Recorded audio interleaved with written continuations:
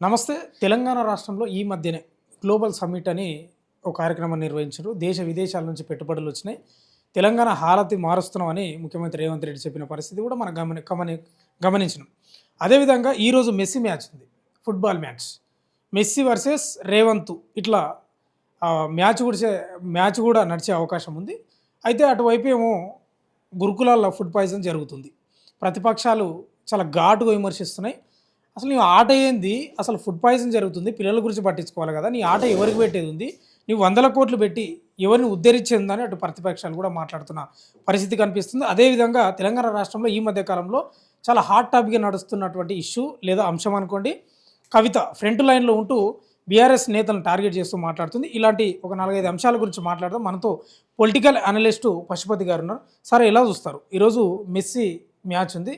అటు ప్రతిపక్షం వందల కోట్లు ఖర్చు పెడుతున్నారు ఫుట్బాల్ గురించి. ఎవరికి వచ్చేది ఉంది, ఎవరు కడుపు నింపేది ఉంది, ఎవరు జోబి నింపేది ఉంది. దీనివల్ల వృధా తప్ప ఆడ విద్యార్థులు మొత్తం ఫుడ్ పాయిజన్ అయ్యి చనిపోతున్నారు, లేకపోతే హాస్పిటల్లో పాలైనరు అని వాళ్ళు విమర్శించారు. ఏం చెప్తారు సార్ మీరు? ప్రధానంగా ఇవాళ దేశ భవిష్యత్తు కోసం ఉజ్వల భవిష్యత్తు కలిగినటువంటి విద్యార్థులు వాళ్ళు అంటే వాళ్ళ ఆరోగ్యం కానివ్వండి, వాళ్ళ ఆత్మహత్యలు కానివ్వండి, లేకపోతే వాళ్ళ ఆ, ఏదైనా ఫుడ్ ఇంపాక్ట్ వల్ల చనిపోవడం కానీ చాలా బాధాకరమైనటువంటి విషయం. ఇవాళ తెలంగాణ రాష్ట్రంలో కాంగ్రెస్ ప్రభుత్వం అధికారంలోకి వచ్చిన తర్వాత చాలా వందల మంది స్టూడెంట్స్ ఫుడ్ పాయిజన్తో ఇబ్బంది పడుతున్నటువంటి మాట వాస్తవం. అది ప్రతిపక్షాలు అంటున్నాను కాదు. ఇవాళ ఒక కామన్ ఒక విద్యార్థిగా, గతంలో నేను చదువుకున్నటువంటి విద్యార్థి కాబట్టి ఇవాళ ప్రాథమిక హక్కులు, ప్రాథమిక బాధ్యత, వాళ్ళ ఫుడ్ చూడాల్సిన బాధ్యత ప్రభుత్వాలపైన ఉంది. అది ప్రభుత్వం ఫెయిల్యూర్ అనేది చాలా స్పష్టంగా కనిపిస్తుంది. ఇదే హాస్టల్స్ గత ప్రభుత్వం హయాంలో కూడా నడిచినాయి, కానీ ఇంత పెద్ద ఎత్తున ఇంత కంటిన్యూటీ ఫెయిల్యూర్స్ జరగలేదు. అంటే ప్రభుత్వము ప్రత్యక్షంగా అక్కడ ఇన్వాల్వ్ కాకపోయినా ఒకసారి జరిగింది అనగానే ఒక తప్పును మళ్ళీ తప్పు పునరావృతం కాకుండా చూడవలసిన బాధ్యత ప్రభుత్వాలపైన ఉంది. కానీ అది కాంట్రాక్ట్ల లోపమా లేకపోతే లోపభూయిష్టమైనటువంటి పరిపాలన అనేది ఇలా విద్యార్థుల భవిష్యత్తుతో ఆడుకుంటుంది రాష్ట్ర ప్రభుత్వం. ఇది మంచిది కాదు. గౌరవ ముఖ్యమంత్రి గారు తక్షణమే దాన్ని మళ్ళీ రిపీట్ కాకుండా పునరావృతం కాకుండా చూడాల్సిన బాధ్యత వారిపైన ఉందని నేను తెలియజేస్తున్నాను. ఇటు మెస్సీ మ్యాచ్ కూడా వందల కోట్లు పెట్టి ఖర్చు చేస్తున్నారు ఆయనకు. అసలు దానివల్ల ఏం ఉపయోగం, ఏమన్నా దమ్మిడి లాభం ఉంటుందా అని ప్రతిపక్షాలు ఆరోపిస్తాయి. నిజంగా ఉండదంటారా? అంటే ఇవాళ ఫుట్బాల్ అనేది ప్రపంచంలో హయ్యెస్ట్ ఫ్యాన్ ఫాలోవర్స్ ఉన్నటువంటి గేమ్ అది. అయితే ఇవాళ తెలంగాణ రాష్ట్రానికి వస్తే ఇవాళ నేను పేపర్లో కూడా చూశాను. అంటే ఆ మెస్సీ వస్తే ఒక ఫోటో 100 మంది ఫొటోస్ తీసుకోవడానికి ఒక పరిమితి ఉంది. ఒక ఫోటోకు 10 లక్షల రూపాయలు అని ఛార్జెస్ వేస్తున్నారు. అంటే ఇది చాలా దౌర్భాగ్యమైనటువంటి పరిస్థితి. అంటే దౌర్భాగ్యం ఎలా అంటున్నాను అంటే, నువ్వు ఒక ఫోటో తీసుకొని 10 లక్షల రూపాయలు అది ఎవరు కలెక్ట్ చేస్తారు? అంటే 100 ఫోటోలకు 10 కోట్ల రూపాయలు కలెక్షన్ అవుతుంది. ఈ 10 కోట్ల రూపాయలు ఎవరు తీసుకుంటున్నారు, ఎందుకు తీసుకుంటున్నారు? అదేవిధంగా ఓకే, రేవంత్ రెడ్డి గారు ఫుట్బాల్ ప్లేయర్ మనకు తెలుసు. గతంలో 2 సంవత్సరాల క్రితం ఎలక్షన్స్ అయిపోయిన తర్వాత కాస్త రిలీఫ్ కోసం మళ్ళీ ఫుట్బాల్ గ్రౌండ్కి వెళ్ళి ఆడుకున్నమాట వాస్తవం. ప్రతి ఒక్కరికి ఒక హ్యాబీ ఉంటుంది. కానీ ఇవాళ వరల్డ్ వల్ల ఒక మెస్సీ వర్సెస్ రేవంత్ రెడ్డి అని నేనేదో ప్రపంచ పటాల్లో కనిపించాలి, నువ్వు నిజమైన ఆటగాడు అయితే నువ్వు వెళ్ళొచ్చు, తప్పేం లేదు. మరి నిజమైనటువంటి పోటీ ఉంటే ఉండొచ్చు, తప్పు లేదు. కానీ ఏంలో జస్ట్ పబ్లిక్ని అట్రాక్ట్ చేసుకోవడం కోసం అంటే లక్షల మందిని స్టేడియంకి పిలిపించో లేకపోతే దాన్ని టీఆర్పీ రేట్ పెంచుకుంటే అది సహజంగానైతే ఉండదని నేను అనుకుంటున్నాను. రేవంత్ రెడ్డి వ్యక్తిగతం కోసమే అంటారా?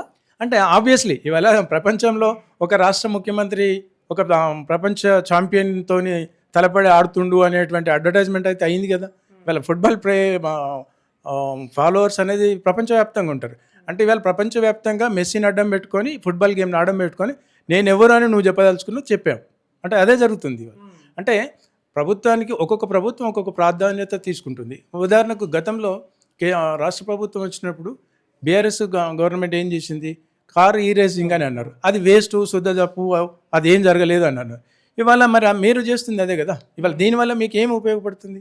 అంటే నిజంగా ఈ రాష్ట్రంలో ఈ రాష్ట్ర అభివృద్ధి కోసం, ఈ రాష్ట్ర పురోభివృద్ధి కోసం, ఈ రాష్ట్రంలో ఉన్నటువంటి వికలాంగుల గురించో లేకపోతే ఏదో హార్ట్ సర్జరీ చేసిన వాళ్ళకో లేకపోతే ఇంకేమైనా వృద్ధాప్యుల కోసమో అటువంటి ఒక హిస్టారికల్గా కనుక తీసుకొని ఫండ్ రైజింగ్ ప్రోగ్రామ్ కనుక చేస్తే ఒక 1000 కోట్లు వచ్చినా, 2000 కోట్లు వచ్చినా, 100 కోట్లు వచ్చినా ఆ సెక్షన్ ఆఫ్ పీపుల్కి మీరు ఒక ఇనిషియేటివ్ తీసుకుంటారని చెప్పుకోవచ్చు. అంటే సార్, ప్రధానంగా గతంలో బీఆర్ఎస్ కాలంలో క్రీడలు పూర్తిగా మరుగున పడిపోతున్నాయి. అసలు ప్రోత్సహించే నాదుడే లేకున్నాడు. 100% కాంగ్రెస్ ప్రభుత్వం ఆ లక్ష్యం పెట్టుకున్నది క్రీడల వైపు యువతను కానీ అందరినీ మళ్లించే ప్రయత్నంలో భాగంగానే ఇవన్నీ కాంగ్రెస్ వాళ్ళు చెప్తున్నారు కదా. అంటే ఓకే, ఒక ఫెయిల్యూర్ నుండి ఒక మంచి నేర్చుకోవడం తప్పు కాదు. కానీ ఎట్ ద సేమ్ టైం ఇప్పుడు మీరు ఇవాళ ఫండ్ రైజ్ జనరేట్ చేస్తారు. దేనికి ఉపయోగపడుతుంది?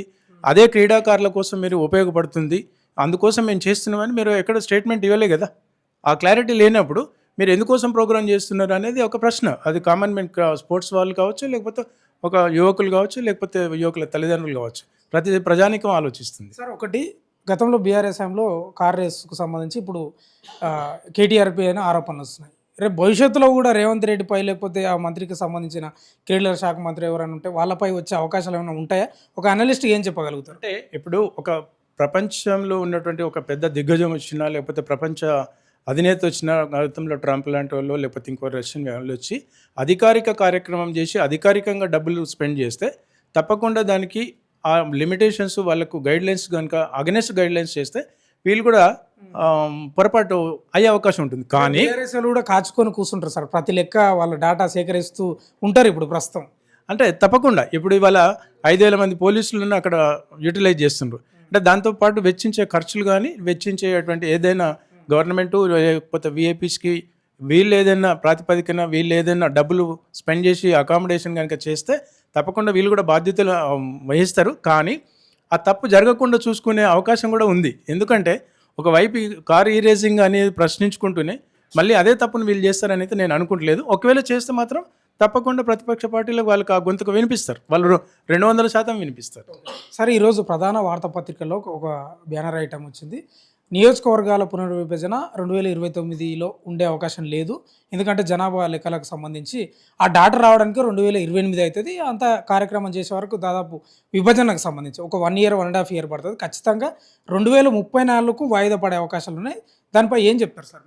ఒకటి, ప్రధానంగా ఇవాళ కేంద్ర ప్రభుత్వం, భారతదేశంలో ఉన్నటువంటి ప్రభుత్వం, ప్రతిపక్ష పార్టీలు కావచ్చు, రీజనల్ పార్టీస్ కావచ్చు, వాళ్ళు బీసీలనే కాదు, ప్రజలు ఏ సామాజిక వర్గం, ఏ ప్రాంతాలు ఎంత ఉన్నారు అనేది తెలుసుకోవాల్సిన బాధ్యత ప్రభుత్వాలపైన ఉంది. ఎందుకంటే ఇవాళ నిజంగా దేశంలో ఎన్ని హౌస్ హోల్డ్స్ ఉన్నాయి, ఎంతమంది పాపులేషన్ ఉన్నారు, ఆ సామాజిక స్పృహ ఏమిటి, తీసుకోవాల్సినటువంటి నిర్ణయాలకు ఇది ఒక కొలమానం.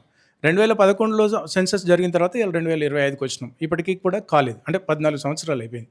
సరే, కేంద్ర ప్రభుత్వం ఇవాళ నిర్ణయం తీసుకుంది, దానిపైన 11 లక్షల రూపాయల పైచిలకు ఖర్చు పెడతామని అంటున్నారు. అది స్వాగతించాల్సిన విషయం, అప్రిషియేట్ చేయాలి. కానీ ఒకవైపు బీసీ రిజర్వేషన్స్ కోసం ఈ కులగణన చేస్తున్నామని అనుకుంటూ దానినే ప్రామాణికంగా తీసుకుంటాం అనుకుంటూ ఇవాళ 2025లో ఉన్నాం, ఎండింగ్లో ఉన్నాం. 2034 వరకు అంటే ఇంకో రాబోయే 9 సంవత్సరాల వరకు బీసీలకు అందరినీ ద్రాక్షలాగానే ఉంటుంది కదా. అంటే బీసీలను ప్రతి పార్టీ ఏదో ఒక ఎర చూపించేసి మోసం చేస్తారు. అంటే ఇంకో 10 సంవత్సరాలు, ఆ 10 సంవత్సరాలలో రేపు రాబోయే రోజుల్లో ఈ ప్రభుత్వం ఉండొచ్చు, కేంద్రంలో వేరే ప్రభుత్వం రావచ్చు, మళ్ళీ వాళ్ళ యొక్క ప్రాధాన్యత మారుతుంటుంది. ఆడ నియోజకవర్గాల పునర్విభజన కావచ్చు, ఇవాళ మీరు గ్రేటర్ హైదరాబాద్లో కార్పొరేటర్స్ కావచ్చు, లేకపోతే వేరే పునర్విభజన కోసం ఎన్నో యువకులు కానీ, లేకపోతే రాజకీయ నాయకులు కానీ, సెకండ్ శ్రేణి నాయకులు కూడా ఎదురు చూస్తున్నారు. వాళ్ళ ఆశలపైన నీరు పోసినట్టే కదా. సరే, ఏదేమైనప్పటికీ కూడా దాన్ని త్వరితగతిన చేయాలి కేంద్ర ప్రభుత్వం కానీ, రాష్ట్ర ప్రభుత్వాలు కానీ. దానికి తోడు రాహుల్ గాంధీ గారు ఒక పార్లమెంట్ సభ్యుడిగా ఉండి ఆయన పార్లమెంటులో బీసీ బిల్లు కోసం, బీసీ సెన్సస్ కోసం లేకపోతే మాట్లాడకుండా ఆయన వేరే వందే మాతరం గురించో ఇంకో దానికోసం మాట్లాడుకుంటూ దాన్ని గంటల వ్యవధి వెచ్చించుకుంటూ అసలు దేశవ్యాప్తంగా కావాల్సినటువంటి ప్రాధాన్యత క్రమాన్ని రాహుల్ గాంధీ గారు ఎక్కడ ప్రయారిటైజ్ చేయలే కదా. చేసేస్తే బాగుండేదని నేను అనుకుంటున్నాను. ఓకే సార్, చివరిగా కవిత ఇష్యూ చాలా తెలంగాణలో హాట్ టాపిక్గా మారింది. బీఆర్ఎస్ నేతలకు, మాజీ మంత్రులు కానీ, ఎమ్మెల్యే ఎవరైనా కానీ నిద్రలేని రాత్రులు అయితే గడుపుతున్నట్లు కనిపిస్తూ ఉంది. తెలంగాణలో కాంగ్రెస్కు బీఆర్ఎస్ ప్రతిపక్షం అయితే బీఆర్ఎస్కు కవిత ప్రతిపక్షమైంది. నిజంగా ఆమె చేసేవి ఆరోపణలా లేకపోతే వాస్తవాలా? అంటే ఉదాహరణకు ఒక పార్టీ నుండి సస్పెండ్ అయినాక ఎన్ని ఆరోపణలు చేసినా దానికి నిబద్ధత ఉండదు. అది ఒక ఉద్యోగస్తుల్లో కానీ, ఒక పార్టీలో కానివ్వండి, ఎక్కడ కూడా ఓ వ్యాపారంలో కానివ్వండి. ఇవాళ కవిత కూడా అదే చేస్తుంది. ఇవాళ ఈ చీకటి వెలుగులో ఒప్పందాలు లేకపోతే డబ్బులు సంపాదించారు అనేటువంటి ఆరోపణ ఏదైతే కవిత చేస్తుందో, ఎంతలో కొంత కనీసం నీకు 25% నువ్వు పార్టీలో కనుక ఉన్నప్పుడు చేస్తే నీ నిబద్ధతను ప్రజలు ఆశీర్వదించేవాళ్ళు, నీకు సపోర్ట్ దొరికేది. ఇవాళ కవిత గారి ప్రయాణం ఎలా ఉంది అంటే గమ్యం తెలియని ప్రయాణం లాగా ఉంది. అంటే ఎవరితో మాట్లాడాలి, ఎందుకు మాట్లాడాలి. ఇవాళ ఆవిడ కొన్ని ప్లేసెస్ హాస్పిటల్స్ అని లేకపోతే హాస్పిటల్స్ అని కొన్ని విజిట్ చేస్తుంది. అక్కడ నువ్వు వెళ్ళినాక నీ ప్రతిస్పందన ఏముంది? ఇవాళ ప్రభుత్వాన్ని ప్రశ్నించాలి. గత ప్రభుత్వం చేయలేదు అందుకే ప్రజలు తీర్పు ఇచ్చేశారు. వాళ్ళు they are not the decision maker currently. గత ప్రభుత్వం తప్పు చేసి ఉండొచ్చు, కానీ ఈ ప్రభుత్వం వచ్చి 2 సంవత్సరాలు అయింది కాబట్టి నువ్వు ఒక బాధ్యత కలిగినటువంటి ఒక నాయకురాలు అయినప్పుడు, బాధ్యత కలిగినటువంటి పౌరురాలు అయినప్పుడు ప్రస్తుతం ప్రభుత్వం అధికారంలో ఉన్నటువంటి ప్రభుత్వాన్ని ప్రశ్నించాలి. దాని మీద మీరు ఎన్ని ప్రశ్నలు వేసినా వాళ్ళు ప్రభుత్వం కూడా జవాబుదారితనం ఉండాలి. అంతేకాని ఇవాళ ఆవిడ విమర్శలు కనుక చూసినప్పుడు మనకేమర్థమవుతుందంటే 80% టార్గెట్ బీఆర్ఎస్ పార్టీని చేసుకుంటూ ఒక 20% మాత్రమే కాంగ్రెస్ని విమర్శిస్తున్నట్టుగా అనిపిస్తుంది. ఇది చాలా ప్రస్ఫుటంగా ఉంది. అంటే దీనివల్ల రేవంత్ రెడ్డికి కూడా పని భారం, మాట భారం కూడా తగ్గింది అనుకోవచ్చా? అంటే గతంలో ఒకప్పుడు మీ మీ సోషల్ మీడియా ఉన్నటువంటి చింతపండి నవీన్ అనేటోడు ఏమని, గత ప్రభుత్వంలో బీఆర్ఎస్ పార్టీ అధికారంలో ఉన్నప్పుడు కాంగ్రెస్ పార్టీ ప్రతిపక్ష పార్టీ పోషిస్తలేదు, అందుకని నేను కొన్ని మైకుల ముందు మాట్లాడాల్సి వచ్చిందని. ఇవాళ ఆవిడ కూడా అంటే ఆ కుటుంబంలో ఆ పార్టీలో ఎక్కడ చర్చ జరిగింది, ఎక్కడ తప్పులు జరిగింది ఈమె కొంత తెలుసు. కానీ ఇవాళ కవిత గారు కూడా ఏమనుకుంటున్నారంటే మొత్తం చిట్టా అంతా నా దగ్గర ఉంది, నేను మొత్తం చెప్పేస్తే బ్లాస్ట్ అవుతుంది. ఓపెన్ చేయండి, ఇంకా చెప్పేస్తే బాగుంటుంది, చెప్తాను నా దగ్గర ఉన్నది అనడానికి మీలాంటి మీడియా సోదరులకు పిలిచేసి ఉన్నది ఉన్నట్టుగా చెప్పేస్తే తెలుస్తుంది కదా. అప్పుడు వాళ్ళ దగ్గర కూడా నీ చిట్టా కూడా ఉంటుంది. ఎందుకంటే కవిత గారు కూడా ఉద్యమం స్టార్ట్ చేయడానికి ముందు ఆమె ఆర్థిక స్తోమత ఏంటి, ఆమె రాజకీయ గుర్తింపు ఏంటి, ఇవాళ 10 సంవత్సరాల తర్వాత అధికారం కోల్పోయిన తర్వాత, అది కూడా అధికారం కోల్పోయిన తర్వాత గొంతెత్తడం అనేది ఎవరు కూడా ఆశీర్వదించరు, దాంట్లో నిబద్ధత ఉండదు అనేది అయితే నేను అనుకుంటున్నాను. ఫైనల్గా సార్, కవిత ఆరోపణలతోటి బీఆర్ఎస్కు నష్టం జరగవచ్చా, తీవ్ర నష్టం జరగవచ్చా? ఒకటండి, ఇప్పుడు రాజకీయంగా కవిత గారు స్థానిక సంస్థలలో పోటీ చేయలేదు, రేపు ఎంపీటీసీ జడ్పీటీసీలు చేసే పరిస్థితి లేదు. నెక్స్ట్ ఇప్పటికిప్పుడు నీకు శాసనసభ ఎన్నికలు లేవు. ఏం చేస్తారు? ఏమున్నా మీలాగా మీడియాలో ముందు మాట్లాడుకొని ప్రజల చుట్టూ తిరిగేసి మమేకం కావాలని కోరుకుంటే తప్పులేదు. ఒక రాజకీయ పార్టీగా ఎవరైనా చేసుకోవచ్చు.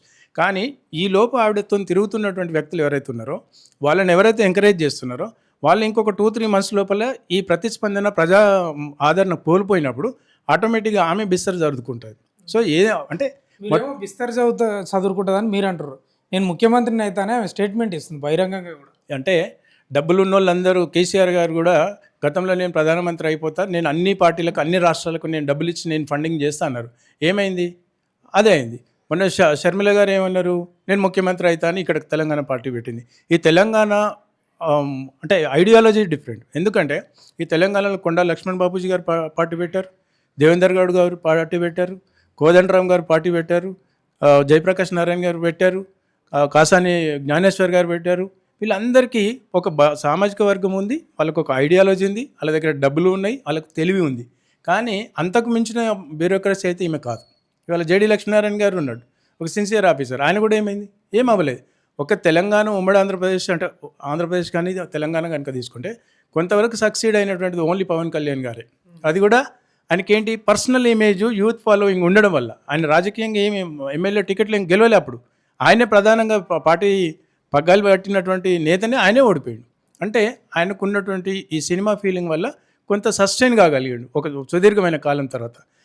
మన తెలంగాణలో కొత్త పార్టీ పెట్టి అక్కడ బతికి బట్ట కడుతుంది, అది ఇంకో 3 సంవత్సరాలు ఉంటుంది అని అనుకోవడం అది అంటే సుదూరమైనటువంటి ప్రయాణం. కేవలం కవిత గారు కూడా 1 లక్షల రూపాయలు సంపాదించిన మాట వాస్తవం. అవునన్నా కాదన్నా మీ సోదరులకు, మీడియా మిత్రులకు అందరికీ తెలుసు. అందరికీ మించి ఆమె అంతరాత్మకు తెలుసు కదా. ఇవాళ అందరి చిట్టా తెలుస్తా అంటే ఈమె చిట్టా కూడా వాళ్ళు తప్పకుండా తెలుస్తారు. అయితే ఇక్కడ మీరు గమనించాల్సింది ఏంటంటే, రాజకీయ నాయకులు కానీ రాజకీయ పార్టీలు కానీ వాళ్ళ ఎగ్జిస్టెన్స్ ఎప్పుడైతే మొత్తం కొలాప్స్ అయిపోతుందో అప్పుడు మాత్రమే చిట్టా ఓపెన్ చేస్తూ ఉంటారు, అప్పటి వరకు చేయరు. ఇవాళ కాంగ్రెస్ వాళ్ళు కూడా మరి బీఆర్ఎస్ అధినేతను ఇమ్మీడియట్లీ జైలు వేస్తాం, తొక్కిస్తాం, కక్కిస్తాం అన్నారు. వాళ్ళు 2 సంవత్సరాలు విజయవంతంగా వాళ్ళు పరిపాలన ముగించుకున్నారు అధికారంలోకి వచ్చి. కానీ కేటీఆర్ బయటనే తిరుగుతున్నాడు, కేసీఆర్ బయటనే తిరుగుతున్నాడు, హరీష్ రావు బయటనే తిరుగుతున్నాడు.